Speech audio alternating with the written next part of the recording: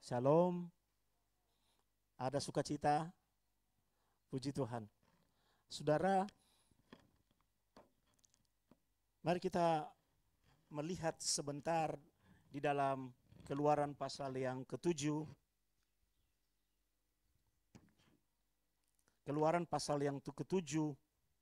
Kalau kita baca mulai dari pasal 7, nanti di rumah Anda gunakan waktu untuk membaca secara keseluruhan kisah ini dari pasal ke-7 sampai pasal yang ke-11.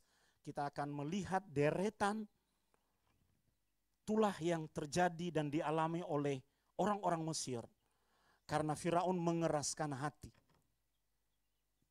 tidak mengizinkan bangsa Israel pergi meninggalkan Mesir. Lihat secara khusus pasal 7 ayat yang ke-14. Mari kita baca sama-sama 2-3. Berfirmanlah Tuhan kepada Musa, Firaun berkeras hati, ia menolak membiarkan bangsa itu pergi. Kalau kita membaca seluruh perikop ini, 380 tahun bangsa Israel berada di Mesir. Lama sekali, saudara. Kalau umur manusia itu 70 tahun rata-rata, maka paling tidak ada 4 generasi.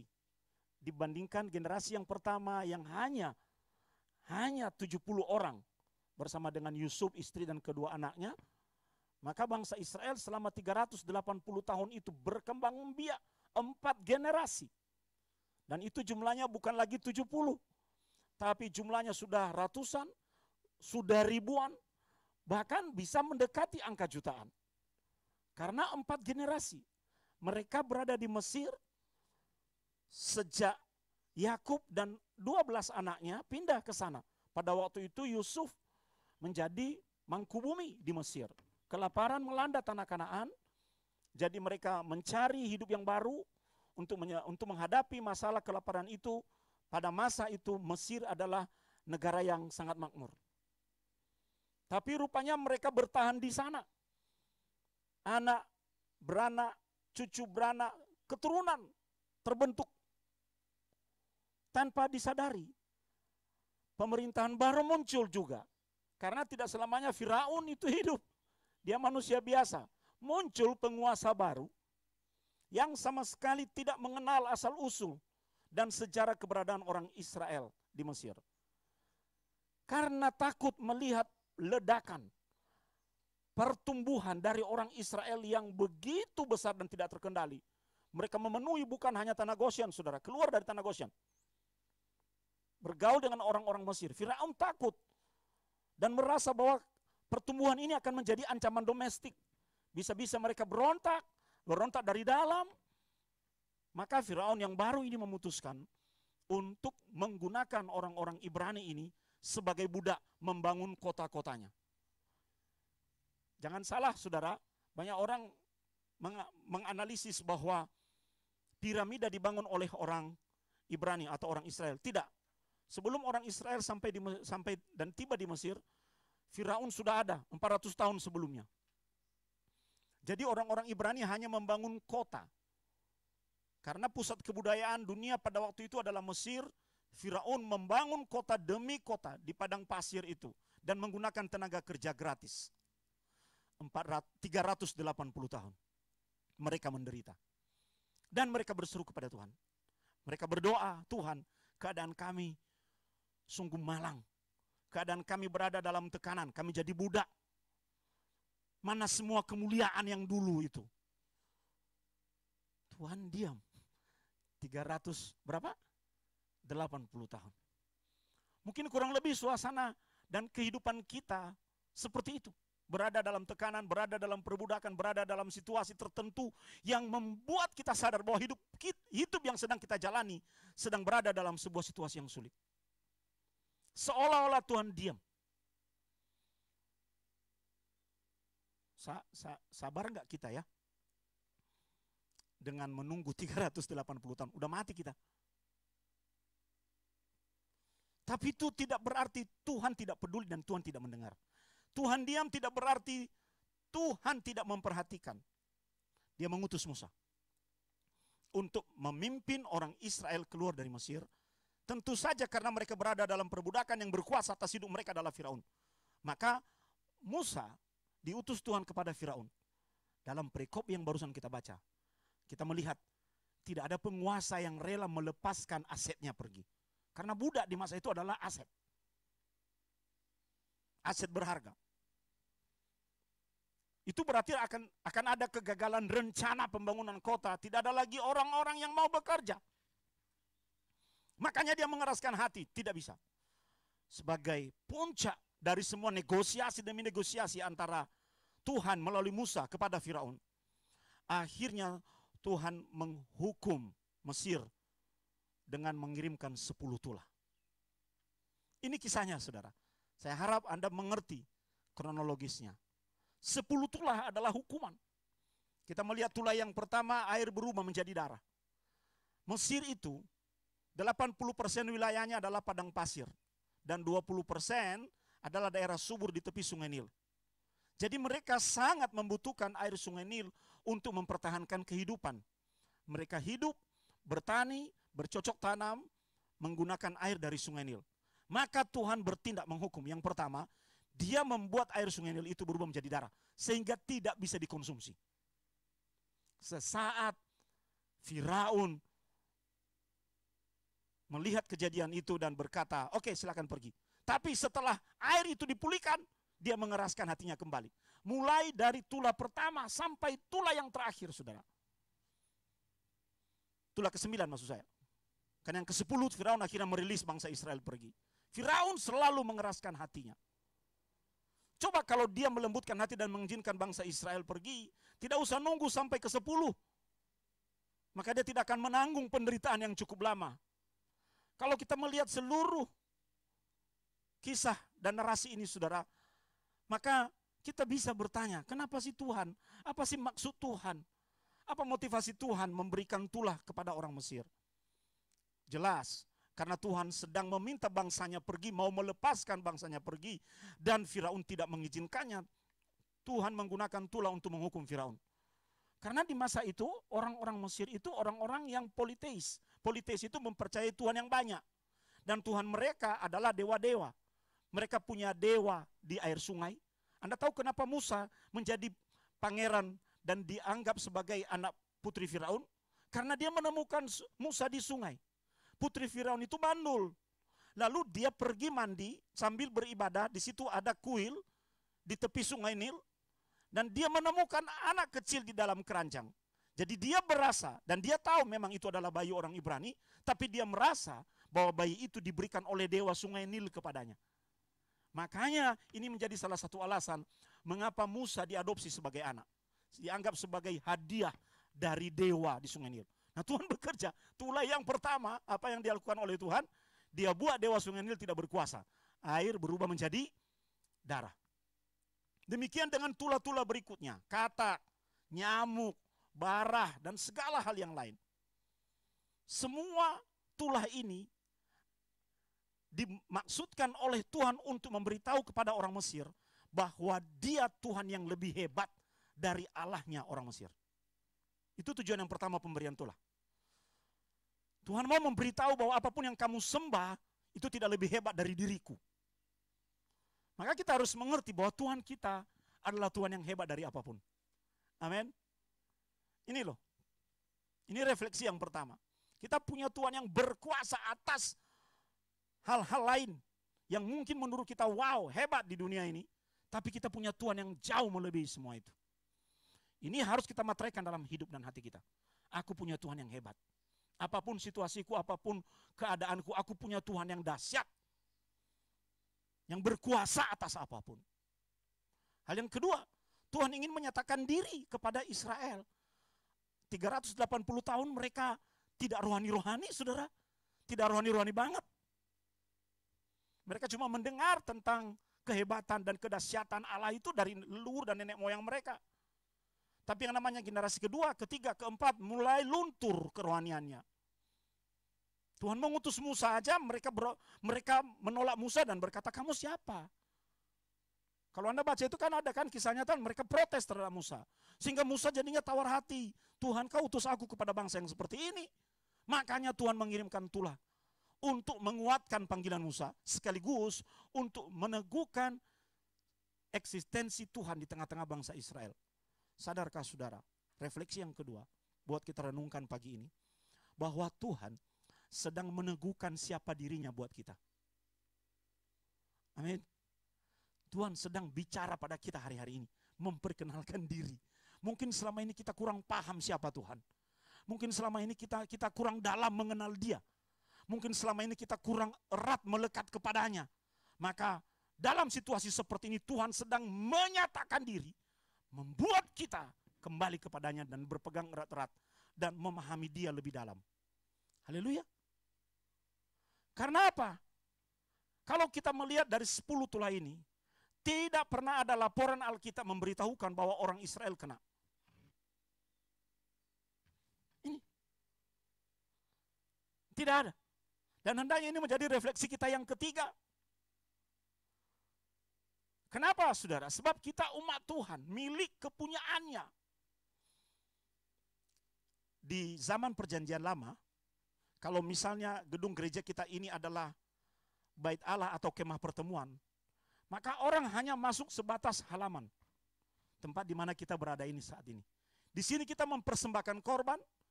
Di sini kita dilayani oleh para imam. Di sini kita mendapat blessing. Waktu ulang tahun gereja bulan lalu, wah, Abuna tiba-tiba diingatkan ketika berdiri di sini melepaskan berkat. Seperti ini ya rasanya Tuhan. Para imam melepas bangsa Israel kembali ke daerah pusaka masing-masing setelah bertemu Tuhan di halamannya. Blessing. Begitu dahsyatnya 10 tulah ini. Tidak ada kesempatan bagi orang Mesir untuk berkelit. Tapi fakta dan sisi lain memberitahukan kepada kita bahwa umat Tuhan terlindungi. Ini refleksi yang ketiga. Supaya dalam situasi apapun yang sedang kita hadapi, khususnya hari-hari ini. Ingat, kita Tuhan punya yang dahsyat yang melebihi semua kedahsyatan yang kita lihat dengan indera kita di dunia ini. Kita punya Tuhan yang hebat. Kita punya Tuhan yang sedang menyatakan diri di tengah-tengah kita. Maka mari kita makin justru melekat kepadanya, bukan makin jauh. Mari kita justru makin berpegang erat-erat, mendalami Dia. Ingat, Dia sedang memperkenalkan diri kepada orang Israel. Akulah Tuhanmu yang berjanji pada nenek moyangmu. Sekalipun kita sedang berada di dalam fakta, tapi apa yang kita amati, apa yang kita lihat di dalam fakta, itu tidak mempengaruhi kehidupan kita kok. Yang mempengaruhi kehidupan kita adalah bagaimana kita memberikan respon yang benar terhadap janji Tuhan dalam hidup ini. Haleluya. Orang-orang Israel ketika mereka sudah tiba di Mesir, mereka sudah dipisahkan tanpa sadar. Mereka berada di Goshen, tanah terbaik. Orang-orang Mesir tidak mau bergaul dengan mereka karena mereka peternak. Mengapa? Karena orang-orang Mesir itu punya dewa dari binatang-binatang, badan manusia, kepala binatang. Itu kekejian buat mereka melihat penggembala-penggembala ditempatkan di daerah yang terpisah, di tanah Goshen. Mereka lupa bahwa itu sebenarnya adalah satu garis batas profetik yang membedakan mereka, umat Tuhan, dengan orang Mesir. Maka kita berpikir bahwa seperti itulah sebenarnya diri kita. Ada garis batas di mana Tuhan menjaga kita secara khusus, menempatkan kita di daerah yang khusus, di tempat tertentu untuk melindungi kita. Puncak dari tulah itu, saudara, adalah kematian seluruh yang sulung, baik binatang maupun manusia. Apakah ada laporan bahwa binatang sulung orang Israel dan anak sulung mati? Tidak. Apalagi kalau kita membaca bahwa mereka ditandai, rumah mereka ditandai dengan darah anak domba. Oleh sebab itu mari kita mulai berpikir bahwa kita adalah orang yang dikhususkan. Adalah orang yang dilindungi secara khusus oleh Tuhan dari segala hal dan mara bahaya yang ada di luar sana. Kenapa? Karena sejak kita terima Yesus, kita sudah ditandai menjadi milik Tuhan. Haleluya. Kita sudah ditandai menjadi milik Tuhan. Karena Bunda selalu menjelaskan bahwa langkah pertama terlebih dahulu dalam segala aspek hidupmu adalah imanmu. Baru langkah kedua adalah rasiomu. Kita terima dulu itu sebagai sebuah kebenaran. Ada janji Tuhan yang lebih spesifik, saudara. Ada janji Tuhan. Saya percaya bangsa Israel itu was-was juga. Gimana kalau kita kena? Apalagi dalam situasi pandemi seperti sekarang. Kadang-kadang kita takut jalan-jalan. Kita takut pergi-pergi. Jangan-jangan kita ketularan siapa? Musuhnya nggak kelihatan. Apa yang menjadi modal kita kalau bukan hubungan kita dengan Tuhan? Apa yang menguatkan kita kalau bukan janji Tuhan di dalam kehidupan kita? Bahwa kita sudah dikhususkan, dilindungi, ditandai. Tapi jangan konyol. Jangan mencobai Tuhan. Ada satu janji Tuhan kepada orang Israel ketika mereka tiba di Mara, saudara. Saat mereka berhadapan dengan mata air yang pahit. Itu pertama kali Tuhan berkata kepada mereka, aku adalah Allah yang menyembuhkan engkau. Di dalam Keluaran pasal 15.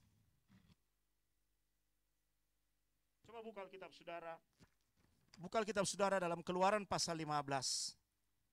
Ayat 26. Firman-Nya, jika kamu sungguh-sungguh mendengarkan suara Tuhan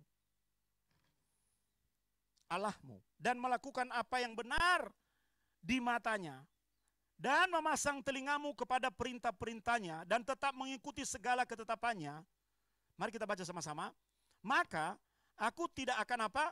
Menimpakan kepadamu penyakit manapun yang telah apa? Kutimpakan kepada orang Mesir, sebab aku Tuhanlah yang menyembuhkan engkau. Ini jaminan Tuhan bagi orang-orang yang sudah Dia tandai. Ini janji Tuhan, bukan hanya buat mereka, tapi buat kita. Tapi janji ini, saudara, perhatikan baik-baik, adalah janji yang bersyarat. Baru bisa digenapi dalam hidup kita kalau kita memenuhi syaratnya.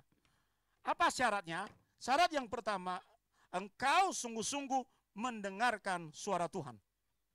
Katakan, sungguh-sungguh mendengarkan suara Tuhan. Jadi sungguh-sungguh mendengarkan suara Tuhan artinya menaruh perhatian. Setiap kali Tuhan bicara melalui hamba-hambanya, melalui firman-Nya, kita fokuskan hati dan pikiran kita untuk mendengar itu.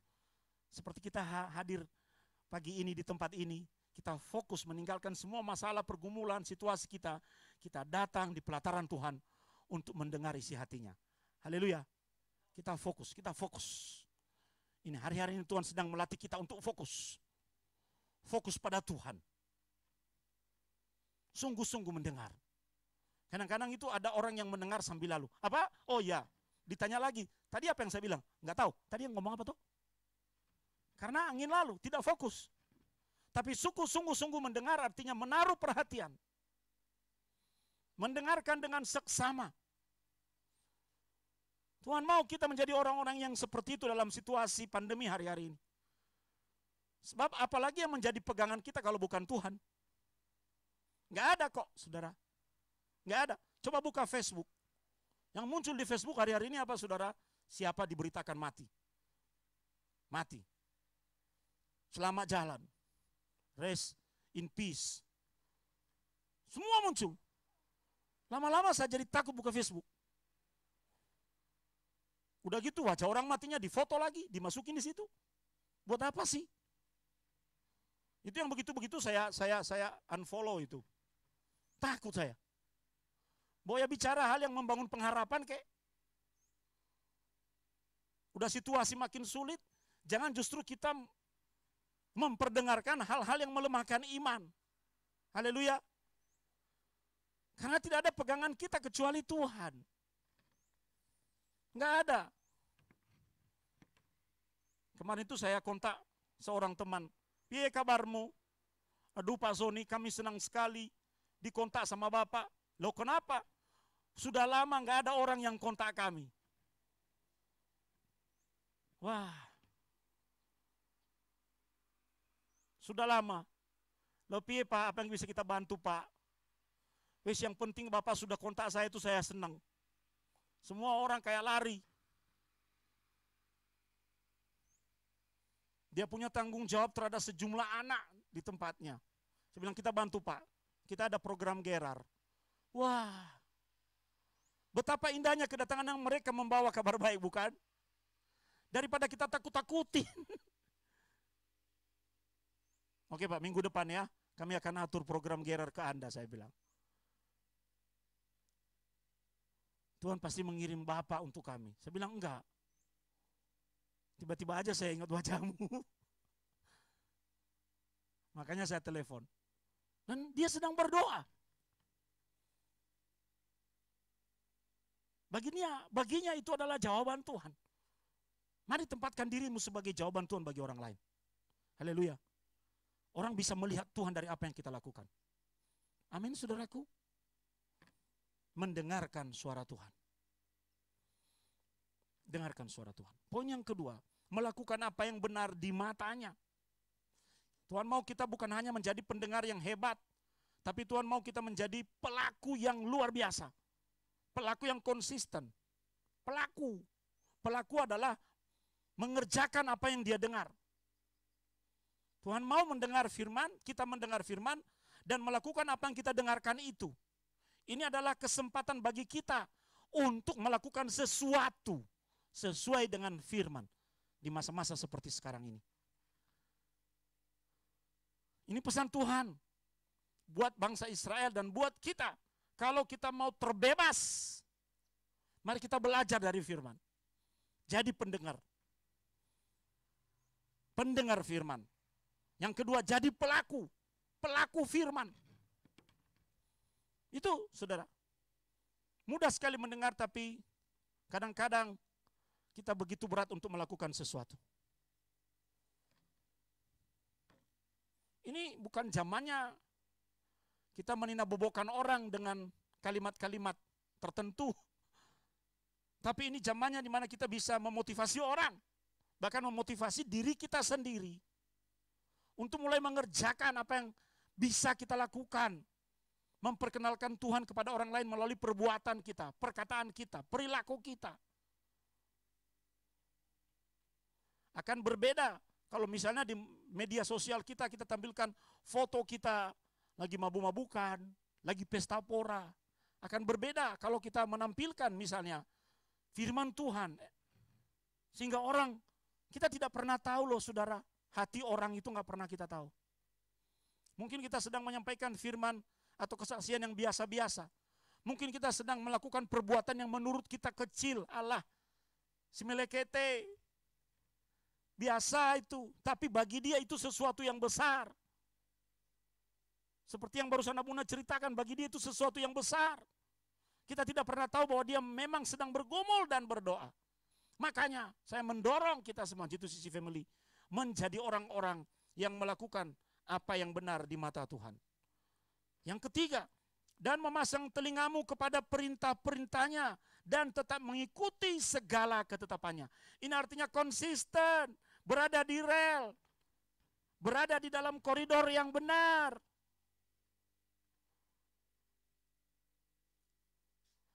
Berada di jalan yang benar. Jangan cuma konsisten kalau pas butuh. Jangan cuma konsisten kalau lagi pingin Tuhan bertindak. Setelah itu lupa. Itu yang Tuhan berkata, itu yang Tuhan pesankan kepada orang-orang Israel dan juga buat kita. Hendaknya kita konsisten kepadanya. Hasil dari tiga ini adalah, coba lihat, maka aku tidak akan menimpakan kepadamu penyakit manapun. Ini jaminan Tuhan loh. Bagaimana cara Tuhan kita tidak pernah tahu. Dia bisa bekerja secara internal, memberikan kepada kita perlindungan yang tidak kelihatan. Tameng yang tidak bisa dilihat oleh indera. Sehingga ketika ada virus, ada penyakit yang masuk atau mencoba menerjang kita, kita seperti orang yang dilindungi. Rontok di tengah jalan. Mungkin kita sedang sakit, Tuhan bekerja untuk memberikan dan menyatakan kesembuhan. Karena jaminan Tuhan ini adalah kuasa. Aku tidak akan menimpakan penyakit manapun yang telah kutimpakan kepada orang Mesir. Ini adalah jaminan kuasa. Dan ini ditutup dengan kalimat, sebab aku Tuhanlah yang apa saudara? Yang menyembuhkan engkau. Aku, Tuhan sedang berbicara tentang dirinya. Aku Tuhanlah yang menyembuhkan engkau. Ini adalah kalimat pertama di dalam Alkitab yang mengatakan tentang eksistensi Tuhan sebagai Allah yang menyembuhkan atau Jehovah Rafa. Dan supaya kuasa Jehovah Rafa ini bisa kita alami, poin yang tadi harus kita praktekkan. Dengar, lakukan, dan konsisten. Coba ikuti kata-kata Abuna. Dengar, lakukan, dan konsisten. Tapi jangan lantas setelah Anda mendapat firman Tuhan ini, lalu Anda sembarangan saja, nggak usah pakai masker, nggak usah pakai face shield, nggak usah cuci tangan. Oh, ada firman Tuhan, sudah berkuasa, sudah saya makan tadi di gereja. Konyol namanya itu. Karena Bunda tadi katakan, keberadaan kita pertama-tama dikontrol oleh iman kita, baru oleh kemampuan rasionalitasmu. Iman harus menjadi dasar dari segala sesuatu. Aku adalah Allah yang menyembuhkan engkau. Mungkin ada di antara kita yang sakit? Lihat ayat ini. Aku adalah Allah yang menyembuhkan engkau. Mungkin kita sedang khawatir. Lihat jaminan Tuhan. Tidak akan kutimpakan kepadamu penyakit manapun seperti yang kutimpakan kepada orang Mesir. Di Mesir itu ada wabah, saudara. Ada borok yang menyerang orang dan binatang. Itu wabah virus.